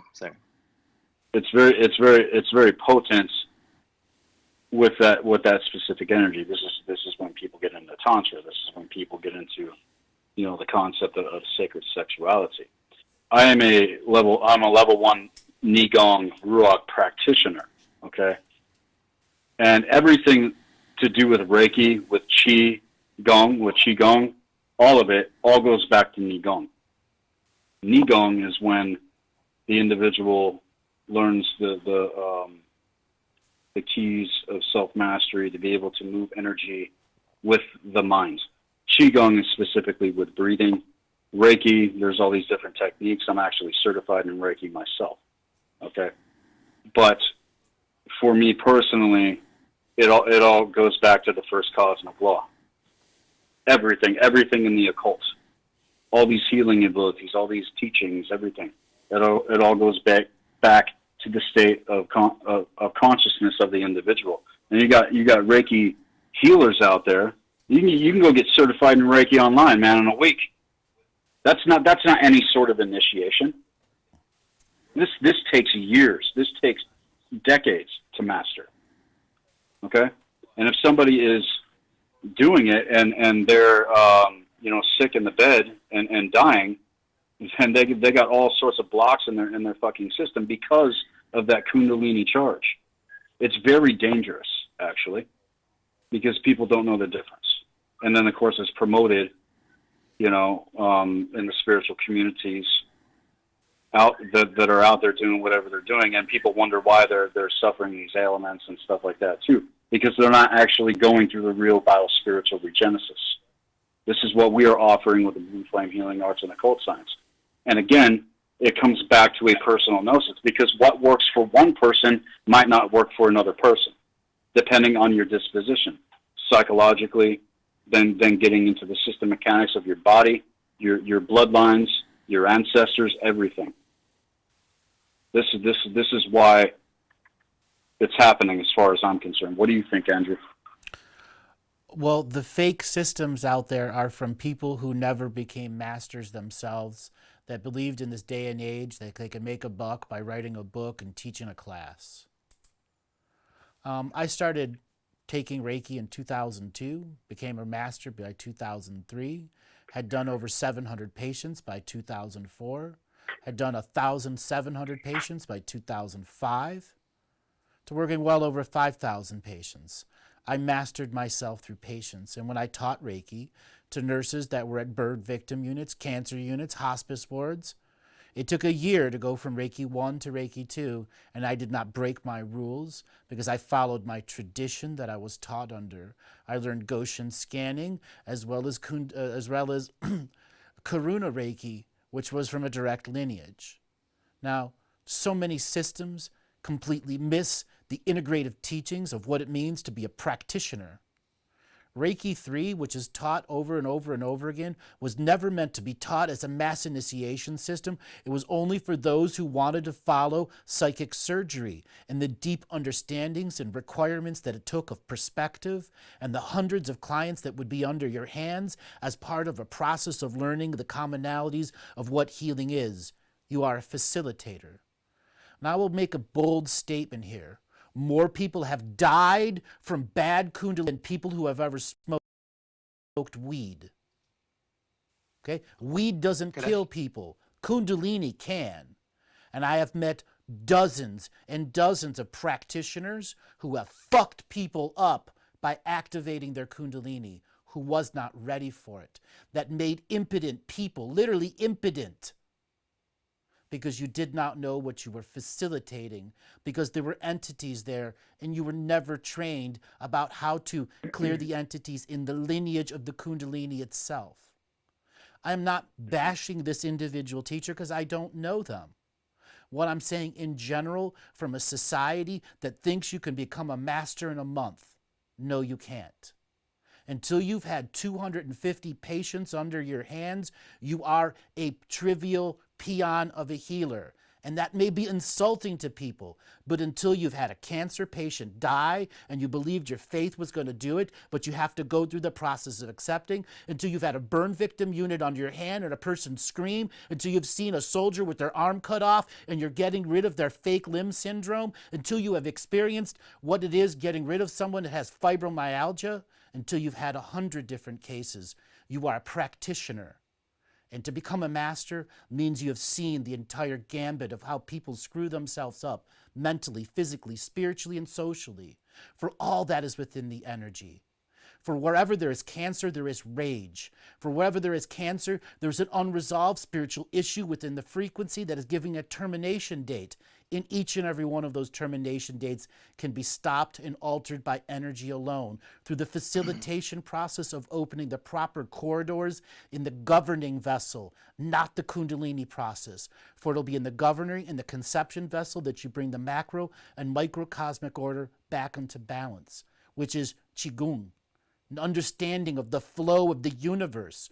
Reiki's roots are in those processes.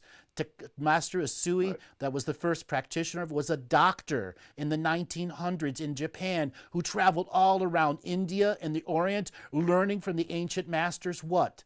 Symbology, sigilology, and the understanding of flow. Each Reiki symbol is like a gear in a car. When used in the right way, in the energy superhighway of the body, you can move vast sums of energy or discover why vast sums of energy won't be stored in certain places. That requires experience. That requires time, effort, and energy to study. Because you have one system doesn't mean you only have one system. You have an infinite amount of systems out there that you should be practicing and learning. No one should be monomodality. You should have hundreds of modalities so you could draw upon a particular skill or style from one of those that you've mastered to fit that healing in the moment. That's my impassioned impressions of that. Because I have had so many people come to me on those live shows, I'm a Reiki this, I'm a Reiki that, and I go, were you taught how to send treatments forward and backwards in time? No, then it's fake Reiki. Simple, it's fake Reiki. I got that part at least. Yeah. It's not Reiki, it's something else. Really? Yeah. If sending it backwards and forwards through time? That is the absolute key to understanding Reiki. If you are not taught that, you are not taught Reiki. Oh, right. I'm saying that I was taught that. Okay. So that's in Reiki too. Did they teach you psychic surgery as ART in 3, not as a mastership tuition process? Did you have 150 but patients? Just to be clear, the Kundalini part, when you are taught within the system, we do not do that on people. It's done to you just to. It's right, one of the tools that you can use to kind of further clear yourself out. Right, and, so what that is help your spiritual growth. What that is the blue, what that is the blue flame breath, the activation of the symbols that is being put in. Somebody has altered that initiation frequency when you are taken into a master's level. See, that's not Reiki. That's someone that's changing from the original traditions. He should have just given it his own name and not called it Reiki. The specifics of your question is Reiki. Dr. Usui created it. Dr. Hayasha and Dr. Teakata are the only 3 that taught it to lineages of people who would honor it as a tradition of Reiki. Universal flow. Yeah, I hear what you're saying, and I agree with all that. It does. I mean, I've been doing it since 2010, and it's helped me immeasurably. And I'm not judging what it is or do. The nature of the question. You see, the other side of Reiki is in attuning people. So attunements itself can be their own healing, and he is multiplying and modifying the attunement process. How long was he a master before he made his system? Do you know that? I do. Let's see. So I want to say a couple decades, maybe, if my memory is correct. Okay, so he was around a while. So ultimately, Yeah. why did he call it Reiki and not his own process? Well, it's called Reiki Tumo, and the Tumo part is Sanskrit for Kundalini. It just means that in level 2 of Reiki Tumo, you get a Kundalini awakening so that you can then do a Tumo meditation on yourself just to help with your spiritual process. I get it. You just gave it away. But there's Kundalini activation. There's a difference between Kundalini and Ruach. Yes. Big. Giant. There's a mistake in his philosophy. Big. That was a mistake for him to include that in the system? In the philosophy. Well, maybe he wasn't taught that. That's the thing, man. Yeah.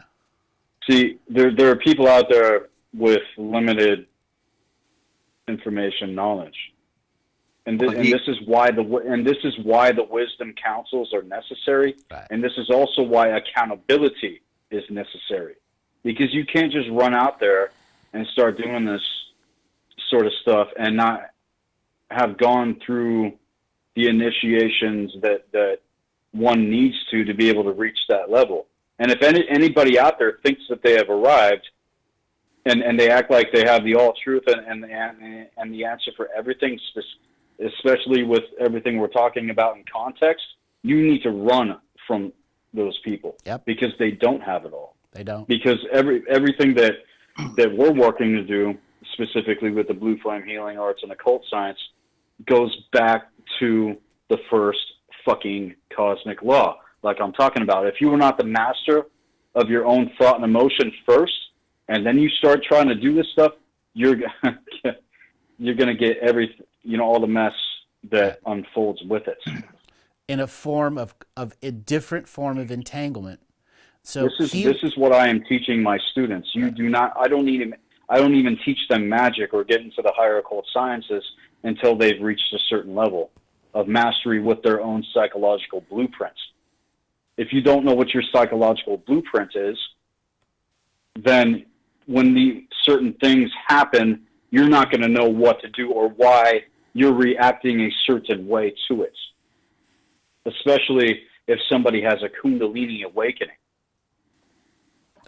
Is it possible that there's different forms of Kundalini awakening? Because in this particular system, it was really gentle, and the whole idea, the philosophical.